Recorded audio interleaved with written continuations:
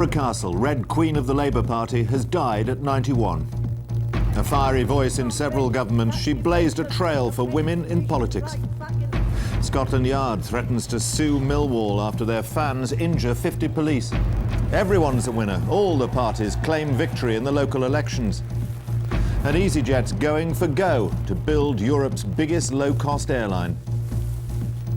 And in London and the South East, after reckless damage on the streets of Millwall, residents demand compensation. And the FA says plans are on track for a new national stadium at Wembley.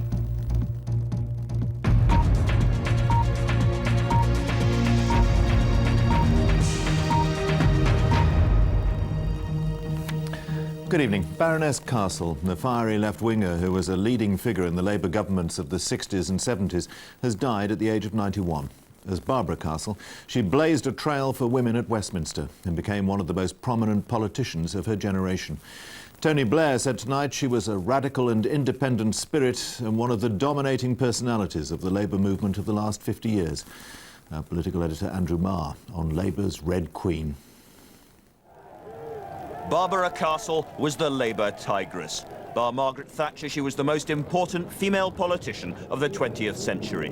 A fighting socialist, for 70 years she never stopped or bit her tongue.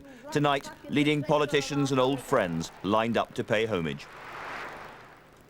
The Prime Minister said she was courageous, determined, tireless and principled, never afraid to speak her mind or stand up for her beliefs. Britain, he added, had lost a great political figure and the Labour movement a heroine. She was, as I say, the most formidable cabinet minister, carrying out real socialist principles and sticking to those principles and trying to get cabinets to stick to those principles that I saw in operation. Born in 1910, a socialist from her school days and a fiery speaker by her 20s, Barbara Castle came into Parliament in 1945, the year of the old Labour landslide and the beginning of the modern welfare state. A passionate left-winger, she was brought into government by Harold Wilson. She's partly responsible for our safer modern roads. She brought in new speed limits and the breathalyzer. Though her greatest achievements in government were the first Equal Pay Act and child benefits paid directly to the mother. All those in favour, please show. Her greatest political defeat was in place of strife, her early attempt to curb trade union extremism. She said then she was probably committing political suicide. I feel that a woman's place is in the home, and that's where Barbara Castle should remain. But cabinet colleagues, including Jim Callaghan, failed to back this attempt to reform the unions. If she had succeeded in doing that, I think the Labour Party would have survived and wouldn't have been in the wilderness for 18 years. But because the party turned it down, the unions wouldn't have it. It was left to Mrs. Thatcher to do it a good deal more brutally. As for Barbara Castle herself, when Jim Callaghan became Prime Minister, he quickly sacked her.